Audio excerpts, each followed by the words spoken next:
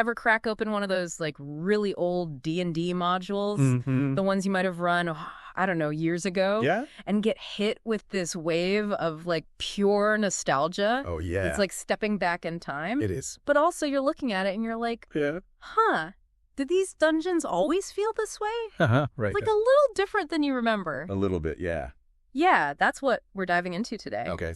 Those classic D&D modules. Right. The ones that everyone's talking about. Yeah?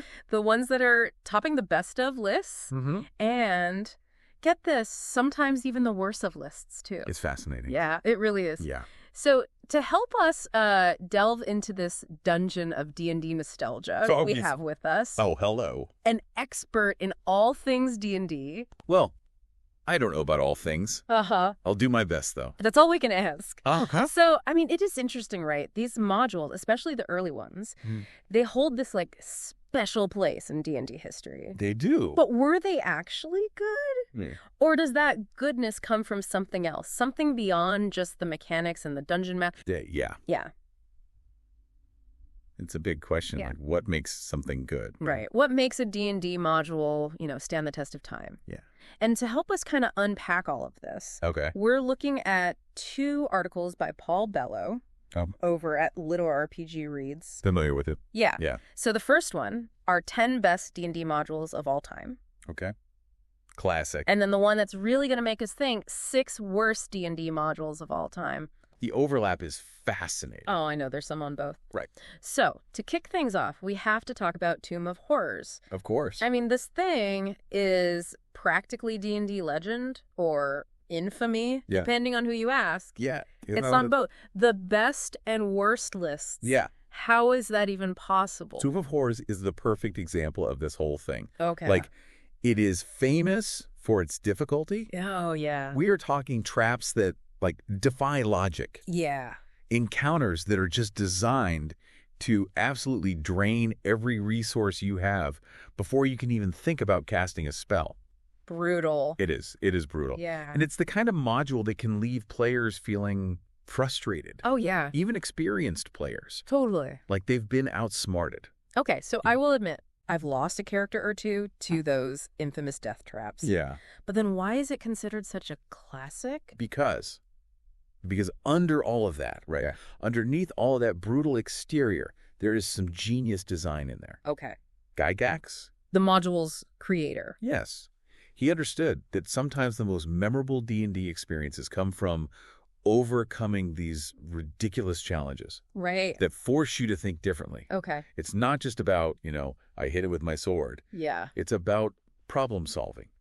It's about resource management. So it's more about the experience. Exactly. Okay. It's pushing players outside their comfort zone. And speaking of pushing boundaries, let's jump way back Okay. to 1979 to one of the earliest published modules, the Keep on the Borderlands, or B2 as it's called by, us cool kids. The OGs. All right. The OGs. No, this is fascinating to me, right? Yeah. Because it's a product of its time. It is. It gives us a glimpse into, like, what was D&D even like back then? Yeah. Early days. Right. Yeah. By today's standards, it might feel, I don't know, a little simple, a little generic maybe. Yeah. But back then, revolutionary. Revolutionary. Right. Yeah. It's like comparing those first clunky computers Oh, yeah. to the sleek smartphones we have now. Right. Both groundbreaking in their own way. Absolutely. So what made B2 so special? Aside from being old. Aside from being old, yeah. So for a lot of players, this was their first introduction to a pre-written adventure. Oh. Before this, it was all in the Dungeon Master Wow. Okay. to make everything from scratch. Yeah, that makes sense. Yeah. So this was like a framework. Oh. There's a starting point that you could then customize Oh, cool. and make your own.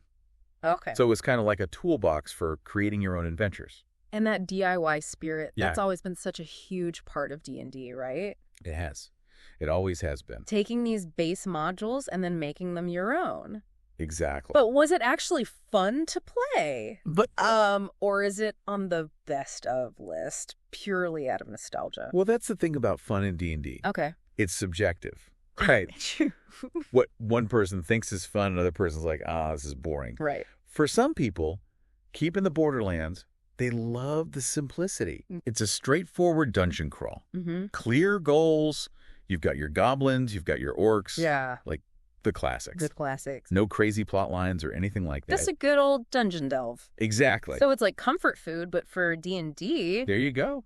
you know, and maybe not innovative, but sometimes you just want that. Exactly. You just crave it. You just want that classic dungeon crawl. Exactly that. But enough about these classics for now, because we've got a whole roster of influential modules to get through. We do. This time, we're diving into the ones that consistently top those best of lists. Okay. The ones that didn't just make for great D&D nights, they actually changed the game. Right. They shaped it. They shaped the DNA of D&D. All right, so we're shifting gears now. We're moving away from those like really early modules that were more about like setting the stage, you know? The foundation. Yeah. And now we're talking about the real heavy hitters. Okay. The ones that didn't just create great D&D nights, they actually like became part of the game, like changed the DNA of D&D. It influenced everything that came after. Exactly. Yeah. And I think a perfect example of this is Ravenloft. Oh, for sure. Oh, man. Yeah. Talk about atmosphere, right? Ravenloft is incredible. I6, if you're looking at the module code. Right. It's a masterclass in taking a genre, in this case, gothic horror. Okay. And just like weaving it into D&D. Seamlessly. So well. Yeah. It's not just about fighting monsters. It's about the atmosphere. Oh, yeah. You know, it's about the feeling. The feeling of dread that just permeates everything. You can practically hear like the wind howling and the thunder, you know, totally. Just thinking about it. Yeah. But what's really interesting is how Ravenloft went beyond just a module. Yes. Right? Became a whole campaign setting. Exactly. That's what's so interesting about it, is it struck such a chord with people. Right. That it became its own thing. And that just shows you how well crafted it was. The setting, the story.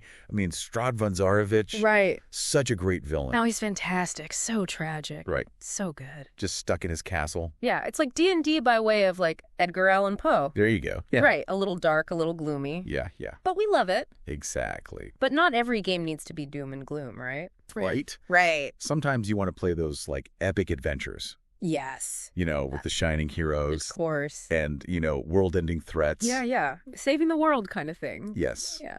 Which brings us to, in my opinion, the epitome of, like, high fantasy. Dragons of Despair. Oh, yes. Dragonlance. Oh, it's so good. DL1, yeah. Dragons of Despair, or DL1, is fascinating to me because it's like that pivotal moment where D&D starts to, like, transcend the tabletop. Yeah, become something more. Yes. Right. This was the start of the Dragonlance saga. It was. Which, I mean, come on. It's a big deal. This is huge. It's not just a module, right? It's novels. Novels, yeah. It spawned a whole world. It's a whole multimedia franchise. Yeah. I remember, like, just devouring those books as a kid. Oh, they're so good. They were so good. Yeah. It was like the lines between gaming and fantasy just, like... blurred. Yes. Gone. Completely. Just completely gone.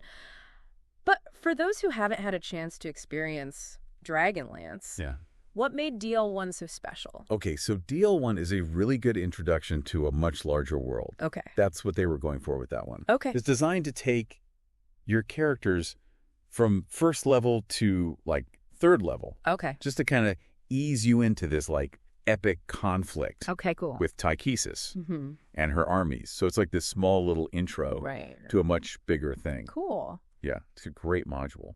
Okay, so we've got Gothic Horror, we've got Ravenloft, we've got Epic Fantasy, we've got Dragons of Despair, but for sheer mind-boggling scope, we have to talk about Queen of the Demonweb Pits. Oh boy, yeah, Q1. Q1, that's the one. This module is infamous. It is. Even among, like, hardcore D&D fans, this one is notorious. Notorious. Yeah.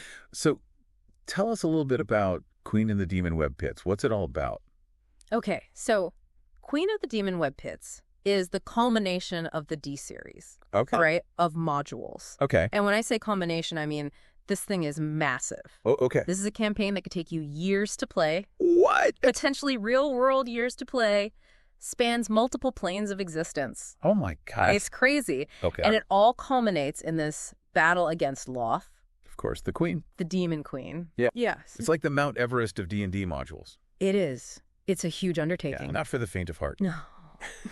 If you're going to play Queen of the Demonweb Pits, you need to be ready to commit. Okay. For the long haul. Wow. But what makes it more than just a really, really long dungeon crawl? That's a good question. So what's really cool about Queen of the Demonweb Pits is it builds on all the previous modules. Oh, wow. Right. Okay. In the series. So it's like this giant puzzle. Okay. Where each module is a piece. Wow. So you're getting little bits of information as you're playing through, and they all come together in this like final epic conclusion. So it's rewarding you for like sticking with it. It is, right. For sure. Wow, that's cool. And it really requires the players to like think strategically. Work together. Yeah. Collaborate. Because you can't do it on your own. There's no way one person can't hold all that information in their head. Right. You need multiple people taking notes, figuring stuff out. Okay. So it really is like a team effort. It's the epitome of D&D, right? It is. Yeah. Working together. Yeah. And it introduces a lot of people to the Underdark. Oh, right. Yeah. Which is now like a staple of D&D. Exactly. It's so cool, that creepy, crawly Underdark. So good. Yeah. So at the heart of the Underdark are the Drow. Yes. Those dark elves, right? Yes. And no module did more to like solidify the Drow in D&D lore than Vault of the Drow. Oh, for sure. D3. D3. Classic. That's the one. So this one's not just about like a cool dungeon. Right. It's about exploring a whole new culture. Exactly. It's a whole society that you get to explore. Right. Yeah, it's really cool. It's like its own little mini world. It is. Yeah. With its own like morals and motivations Yeah. and stuff like that, which is really cool. And it really flips the script on that typical good versus evil. Yeah. It makes you question things. Yes. You know, it's like, are the Drow good? Are they bad? Right. It's complicated. It's complicated. There's so much gray area. Exactly. And I think that's what makes it so compelling, right? Right. Because it's not just black and white. Right. It's like they're not just mindless monsters. Exactly. They're not. They're people. They're people with their own motivation. With their own society. They've got their own problems. Yeah. Their own drama. They've got their own drama. Mm-hmm. They're not worried about the surface world. Right, exactly. They're just trying to live their lives. Exactly. And it's up to the players to decide, like, how do we deal with this? Right. Do we even deal with this? Right. Do we just let them do their thing? What are our motivations here? Exactly. Right. You know, are we here for the greater good, or are we just here for ourselves? Exactly. Right. And that's what makes it so cool. I love that. Yeah.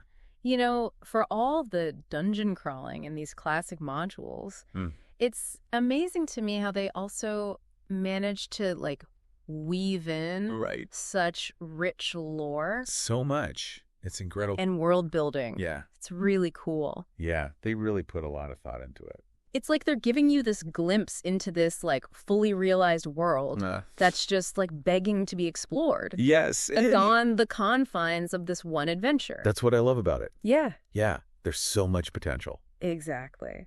Speaking of exploring, there's one more module on our list that I think really leans into that sense of discovery. Okay. And that is the Temple of Elemental Evil. Yes. A classic. T14? Yes. The mega dungeon. The mega dungeon. To end all mega dungeons. This thing is sprawling. It's huge. It's massive. It's massive. With enough levels and secret passages to make even the most seasoned adventurer lost. Yes. Just completely lost. Oh, yeah, for sure. Like, I've heard rumors that some gaming groups have, like, literally spent years trying to conquer this beast. It's a beast. It's a beast of a dungeon. Why? What makes it so endlessly fascinating? Because it's huge. It's just the scope of it. It's the scope. That's what I love about it, is that it just shows you the power of imagination. Right. Like, somebody sat down and they thought, I'm going to make the biggest dungeon ever. Yes. And they did it. It's inspiring. It really is. It's inspiring in a weird way. Right. Because it makes you think, like, man, if they can do that, I can do anything. Or what's our excuse? Exactly. And it's so customizable. Okay. Right? As a dungeon master, you can take that and you can make it your own. Right. However you want. There's so many possibilities. Endless possibilities. Right. Yeah, it's fantastic. It's like the D&D equivalent of, like, an all-you-can-eat buffet. It is. Right. But instead of food, it's Plates and monsters. Traps and monsters and enough loot. Oh, so much loot. To make a dragon jealous. A dragon would be like, what? All right. This is too much. They would be overwhelmed. They would. But, hey, maybe you prefer your D&D with a side of, I don't know, moral ambiguity? Oh, a little political intrigue? I'd like that. Which is where our next module comes in. All right, so we've battled dragons. We've explored creepy castles. Yeah. We've delved into, like, the depths of the Underdark. It's a lot. It's a lot. But now we're switching gears. Okay. We're heading to a module that I think proves that D&D can be so much more than just dungeon crawls and epic battles. Right. This time we're venturing into the desert. Oh. With the Lost City. Have you played this one? I have, yeah. Before. Yes. The Lost City, that's the one. So good. Yeah. For those who haven't gone on this adventure, tell us a little bit about what it's all about. So the Lost City is cool because it kind of offers a different pace than some of the other modules we've been talking about. Okay. Instead of forcing the players down one specific path, it really opens it up and gives them a lot more freedom. Oh, cool. It's like a sandbox where you can do whatever you want. I love that. You've got this lost city buried under the sand, ripe for exploration, and potentially yours for the taking. That sounds amazing. So what makes it different design-wise? It's all about player choice. Okay. Do you want to figure out what happened to this city? Why was it lost? Right. Where did everybody go? Yes. Or do you just want to, like, make it your own? Right. You know? Yeah. It's really up to the players. So it's not about, like, conquering a dungeon. No, not necessarily. Or defeating the big bad evil guy at the end. Not really. What is it about then? It's about exploration. Okay. It's about diplomacy. Okay. Talking to people. Oh, interesting. Making alliances. Okay. And then seeing what happens. So less about combat, more about role-playing. Way more about role-playing, yeah. Which is cool. Because it gives you a chance to really, like, stretch those role-playing muscles. Right. Flex those skills. Exactly. Exactly. So it's like D&D, but Indiana Jones style. There you go. Right. Yeah, I like that. Less dungeon delving, more like desert expedition. Yeah, I love it. So good. But before we wrap up our depth dive of these classic modules, we have one more stop to make. Okay. And this one is taking us across the pond to the world of UK D&D. All right. With Beyond the Crystal Caves. Okay, yeah. UK1. UK1, there you go. This module often gets overlooked, I feel like. It does. But it's really cool. It's really cool. Because it just shows us how, like, other people interpret D&D. It's a different flavor. Yeah, it's a little different. Yeah. So tell us a little bit about what makes UK1 so unique. So it's very role-play heavy. Okay. More so than combat. Okay. There's dungeons, there's monsters. Don't get me wrong. Right. But it's really about the mystery. Ooh, yeah. That you're trying to unravel. Oh, interesting. And the choices that you make. Oh, along the way. Oh, so it's like Sherlock Holmes. Yes. But with magic. There you go. Right. And maybe a goblin or two thrown in there for good measure. Exactly. I love that. It's just so cool to see all these different, experiences that you can have in D&D, right? It's not just one thing. Right. It's a whole multiverse of possibilities. It really is, yeah. And these modules are just like a snapshot of, you know, this constantly evolving game. Exactly. It's a time capsule. Right. And it's not just monsters and treasure. Wow. It's the creativity. It's the people. The imagination of everyone who's played it. Yes. You know, who's run these games, who's loved these games. Absolutely. Yeah. Yeah. And that love comes through. Yes. You know, these weren't just products. Yeah. These were labors of love. Yeah. You know, people who just loved the game. Yeah. And they wanted to share that with the world. Yes. And we're still feeling the impact of these modules today. We are, yeah. You know, they've, like, sparked countless adventures. They're so influential. Right. Yeah. They introduced us to characters and settings that are, like, ingrained in our minds. Yeah, that we still use today. To this day. It's incredible. So to all you dungeon masters and players out there, whether you're, like, a seasoned veteran or just starting your D&D journey, don't let these modules just, like, sit on a shelf gathering dust. They're meant to be played. Yes. Crack them open, explore. Exactly. Rediscover the magic that captivated, like, a generation of gamers. It's still there. Right? And who knows, maybe you'll find inspiration for your next campaign. Exactly. Or your next one-shot. Yeah, or just a cool character idea. Yes. Yeah. Even just, like, a cool NPC. Exactly. Right, that you want to throw in there. Yeah, just something fun. So cool. Yeah. Well, on that note, I think we'll wrap up this deep dive into classic D&D modules. They're classics for a reason. They really are. They are. Until next time, may your dice rolls be ever in your favor. And yours as well. And may your adventures, whether classic or homebrewed, yes, be legendary. Absolutely.